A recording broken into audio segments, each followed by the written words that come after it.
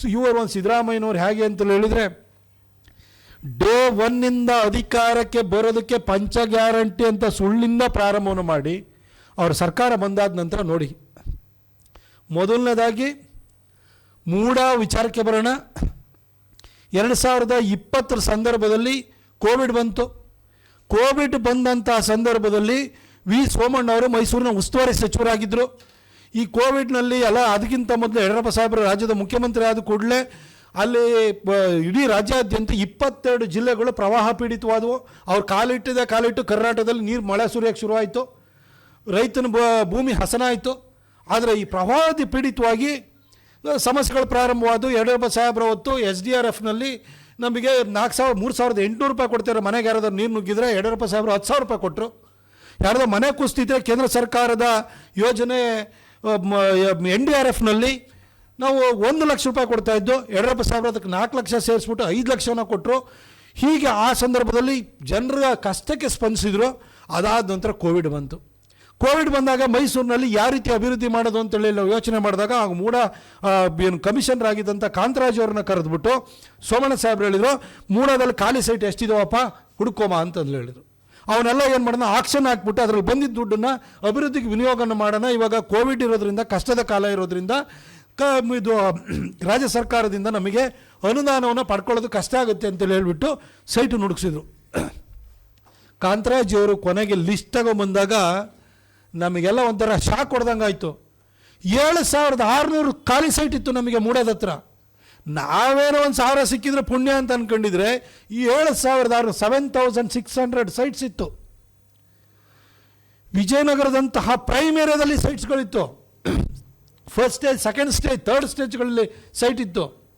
ನಮಗೆ ಭಾಳ ಖುಷಿ ಆಯಿತು. ಇಷ್ಟು ಸೈಟ್ಗಳನ್ನು ಆನ್ಲೈನಲ್ಲಿ ಆಕ್ಷನ್ ಆಗ್ತು ಅಂತ ಹೇಳಿದ್ರೆ ನ್ಯಾಯಯುತವಾಗಿ ಸೈಟ್ ಯಾರಿಗೆ ಬೇಕೋ ಅವ್ರು ತಗೊಳ್ಳಬಹುದು, ಸರ್ಕಾರಕ್ಕೂ ಕೂಡ ಆದಾಯ ಬರುತ್ತೆ ಅಂತೇಳಿ ಹೇಳಿ ನಾವೆಲ್ಲ ತಯಾರಿ ಮಾಡಿದ್ರು. ಅದಾದ ನಂತರ ನಮ್ಮ ಸರ್ಕಾರ ಹೋಗಿ ಸಿದ್ದರಾಮಯ್ಯ ಸರ್ಕಾರ ಬಂದಾದ ಕೂಡಲೇ ಈ ಕಡೆ ಕಾಂಗ್ರೆಸ್ಸಿನ ಕಾರ್ಯಕರ್ತರೆಲ್ಲ ಅಂಗಡಿ ಓಪನ್ ಮಾಡಿದ್ರು. ಕೊನೆಗೆ ಸಿದ್ದರಾಮಯ್ಯನವರು ಕೂಡ ಸದ್ದಿಲ್ಲದಲ್ಲೇ ಅವ್ರ ಹೆಂಡತಿ ಹೆಸರಿನಲ್ಲಿ ಮೂಡಾದ 14 ಸೈಟನ್ನು ಹೊಡ್ಕೊಂಡ್ರು. ಹೀಗೆ ಮೂಡ ಹಗರಣದಿಂದ ಪ್ರಾರಂಭ ಆಯಿತು. ಮೂಡ ಹಗರಣ ಇವತ್ತು ಒಂದು 3,500-4,000 ಕೋಟಿ ರೂಪಾಯಿದ ಹಗರಣ. 1,000 ಚಿಲ್ಲರೆಗಿಂತ ಹೆಚ್ಚು ಸೈಟ್ಗಳನ್ನು ಈ ರೀತಿ ಪರಬರೆ ಮಾಡಿಬಿಟ್ಟಿದ್ದಾರೆ. ಈ ಹಗರಣ ಶುರುವಾಯಿತು. ಅದರ ಬೆನ್ನಲ್ಲಿ ವಾಲ್ಮೀಕಿ ಹಗರಣ. ಆ ಹಗರಣದಲ್ಲಿ 187 ಕೋಟಿ ರೂಪಾಯಿದು ಅದನ್ನು ಹಗರಣನ ಮಾಡಿದರು. ಆಯಿತು, SCP TSP ಬಂತು.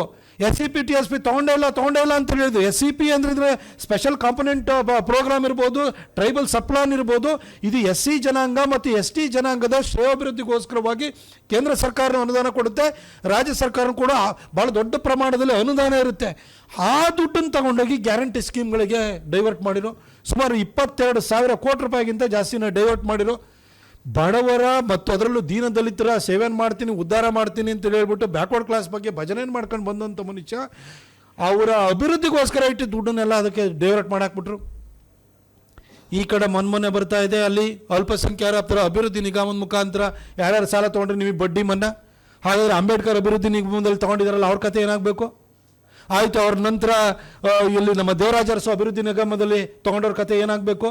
ಅಂಬಿಕರ ಚೌಡಯ್ಯ ಅಭಿವೃದ್ಧಿ ನಿಗಮ ಇದೆಯಲ್ಲ ಅದರಿಂದ ತೊಗೊಂಡಿರೋರ ಕತೆ ಏನಾಗಬೇಕು? ಆದರೆ ಇವ್ರು ಯಾರಿಗೂ ಏನೂ ಲಾಭ ಇಲ್ಲ. ಕಳೆದ ಬಜೆಟ್ ಒಳಗಡೆ ಕೂಡ ಅಲ್ಪಸಂಖ್ಯಾತರ ಅಭಿವೃದ್ಧಿಗೋಸ್ಕರ 5,000 ಚಿಲ್ಲರೆ ಕೋಟಿ ಕೊಡ್ತಾರೆ. ಹೀಗೆ ಇಡೀ ರಾಜ್ಯಾದ್ಯಂತ ಒಂದು ವರ್ಗವನ್ನು, ಒಂದು ಸಮುದಾಯವನ್ನು ಓಲೈಸುವಂಥದ್ದು. ಇನ್ನು ಇಲ್ಲಿ ಸತ್ತವ್ರದ್ದು ಡೆತ್ ಸರ್ಟಿಫಿಕೇಟು ₹2 ಡೆತ್ ಸರ್ಟಿಫಿಕೇಟ್ ಸಿಗ್ತಾ ಇತ್ತು, ಅದನ್ನು 20 ರೂಪಾಯಿ ಮಾಡಿರು. ಬರ್ತ್ ಸರ್ಟಿಫಿಕೇಟ್ ಬರ್ತಾಯಿತ್ತು, ಅದನ್ನು ಜಾಸ್ತಿ ಮಾಡಿರೋ. ಸ್ಟಾಂಪ್ ಡ್ಯೂಟಿ, ಮುದ್ರಾಂಕ ಶುಲ್ಕ ಅದನ್ನು ಜಾಸ್ತಿ ಮಾಡಿರೋ. ಕಸ ಕಲೆಕ್ಷನ್ ಮಾಡಬೇಕು, ಅದಕ್ಕೂ ಶುಲ್ಕ ಜಾಸ್ತಿ. ವಾಟ್ರ್ ಬಿಲ್ಲು ಅದಕ್ಕೂ ಶುಲ್ಕ ಜಾಸ್ತಿ. ಹಾಲಿನ ಬಿಲ್ಲು ಅದಕ್ಕೂ ಶುಲ್ಕ ಜಾಸ್ತಿ. ಹೀಗೆ ಪ್ರತಿಯೊಂದರಲ್ಲೂ ಕೂಡ ಬನ್ನಿ ಈ ಪ್ರತಿಯೊಂದರಲ್ಲೂ ಕೂಡ ಲೂಟಿ ಮಾಡೋಂಥದ್ದನ್ನು ಅಷ್ಟೇ ಅವ್ರು ಬಂದರೆ ಹೊರತು ಇನ್ನೇನು ಮಾಡಲ್ಲ. ಈ 1,000 ದಿನಗಳಲ್ಲೂ ಕೂಡ ಇವ್ರದ್ದು ಇಲ್ಲಿವರೆಗೂ ಹೇಳ್ಕೊಳ್ಳೋದು ಏನು ಅಂತ ಹೇಳಿದರೆ, ಇವರ ಒಂದು ಅಭಿವೃದ್ಧಿ ವಿರೋಧಿ ಧೋರಣೆನ ಮುಚ್ಕೊಳ್ಳೋದಕ್ಕೋಸ್ಕರವಾಗಿ ಅಧಿವೇಶನ ಕರೀತಾರೆ. ಅಲ್ಲ ರೀ, ಕರ್ನಾಟಕದ ಇತಿಹಾಸದಲ್ಲಿ ಯಾರಾದ್ರೂ ಕೂಡ ರಾಜ್ಯದ ಅಭಿವೃದ್ಧಿ ದೃಷ್ಟಿಯಿಂದ ಅಥವಾ ಸಂಕಷ್ಟ ಬಂದಿದೆ ಅಂತ ಹೇಳಿದರೆ ವಿಶೇಷ ಅಧಿವೇಶನ ಕರಿಬಹುದೇ ಹೊರತು, ಕೇಂದ್ರ ಸರ್ಕಾರದ ಒಂದು ಯೋಜನೆ VB ಜಿ ರಾಮ್ಜಿ ಯೋಜನೆ ಏನಿದೆಯಲ್ವಾ ಆ ಯೋಜನೆ ವಿರೋಧಿಸೋದಕ್ಕೋಸ್ಕರ ಒಂದು ಅಧಿವೇಶನ ಕರೀತಾರೆ. ಆ ಯೋಜನೆಯಲ್ಲಿ ವಿರೋಧಿಸುವಂಥದ್ದು ಏನಿದೆ? 100 ಮ್ಯಾಂಡೇಟ್ಸ್ ಇದ್ದಿದ್ದನ್ನು 100 ದಿನ ಕೂಲಿ ಕೊಡ್ತಿದ್ದನ್ನು 125 ದಿನ ಕೂಲಿಗೆ ಮಾಡಿದ್ದಾರೆ. ಆದರೆ ಒಂದು ಕಡ್ಡಾಯ ಮೋದಿ ಸರ್ಕಾರ ಏನು ಮಾಡಿದೆ ಅಂತ ಹೇಳಿದರೆ, ಬೆಳಗ್ಗೆ ಬಂದು ಕೂಡ ಬಯೋಮೆಟ್ರಿಕ್ಸ್ ಕೊಡಬೇಕು, ಫೋಟೋ ತೆಗಿಬೇಕು, ಕೆಲಸ ಮುಗಿದಾದ್ಮೇಲೆ ಫೋಟೋ ತೆಗಿಬೇಕು. ಯಾಕಂದರೆ ಇಲ್ಲಿ ಬಂದು ಫೋಟೋ ತೆಗೆಸ್ಕೊಂಡು ಅಲ್ಲಿ ಹೋಗ್ಬಿಟ್ಟು ಆಚೆ ಹೋದರೆ ಕಾಮಗಾರಿನೇ ಆಗಿರಲ್ಲ. ಹಾಗಾಗಿ ಅದನ್ನು ತೊಗೊಂಬಂದರು. ಗ್ರಾಮ ಪಂಚಾಯಿತಿಗಳದ್ದು ಅವಲ್ಲಿ ಕೇಂದ್ರನ ಕಟ್ಟಿಸೋಕ್ಕೆ ಸಂಪೂರ್ಣ ಅನುದಾನವನ್ನು ಕೊಡ್ತಾ ಇದ್ದಾರೆ.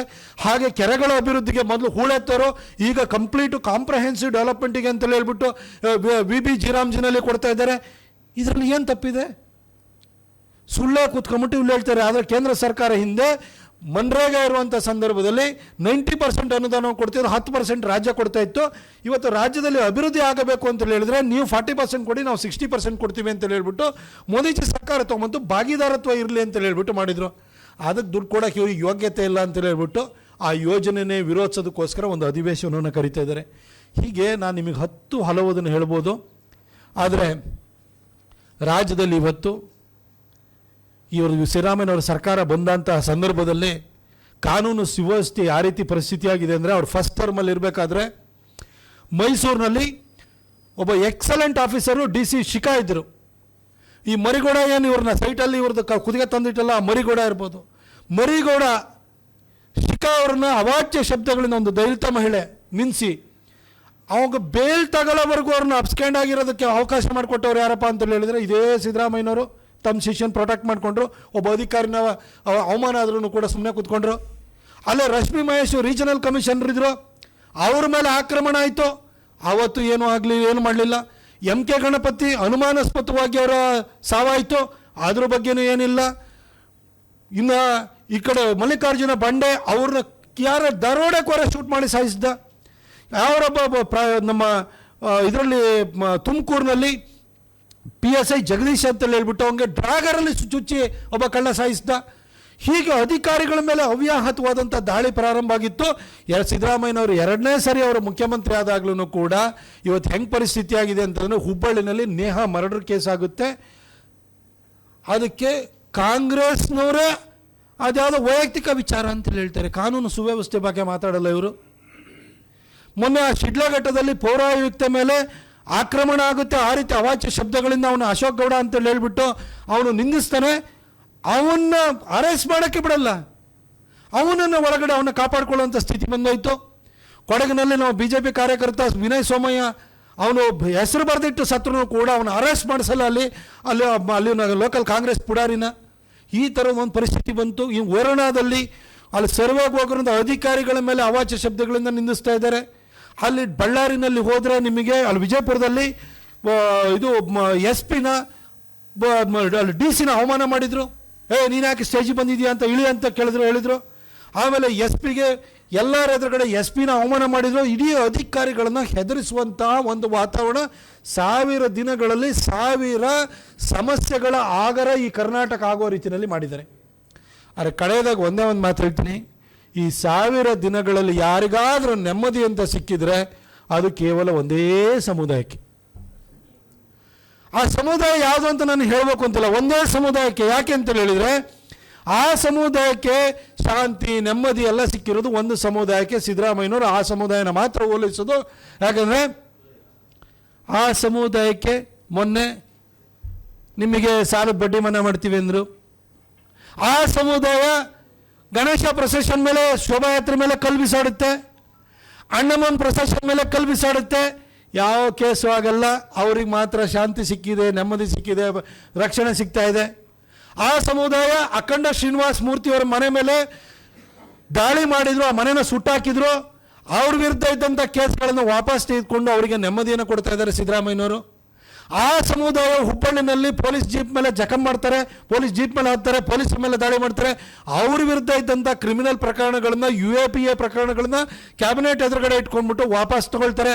ಆ ಸಮುದಾಯಕ್ಕೆ ಇವತ್ತು ನ್ಯಾಯ ಸಿಗ್ತಾ ಇದೆ ಅಂದರೆ ಅವರಿಗೆ ನೆಮ್ಮದಿಯನ್ನು ಕೊಡ್ತಾ ಇರೋವಂಥ ಕೆಲಸವನ್ನು ಮಾಡ್ತಿದ್ದಾರೆ. ಇದು ಬಿಟ್ಟರೆ ಮಾತೆತ್ತಿರು ಸುಳ್ಳು ಹೇಳಿದೆ ಈ ಸಿದ್ದರಾಮಯ್ಯ. ಎಷ್ಟು ಸುಳ್ಳು ಹೇಳ್ತಾರೆ ಅಂದರೆ ರಾಜ್ಯದ ಜನತೆಗೆ ಮಾತ್ರ ಸುಳ್ಳು ಹೇಳೋದಲ್ಲ, DK ಶಿವಕುಮಾರ್ಗೂ ಸುಳ್ಳೆ.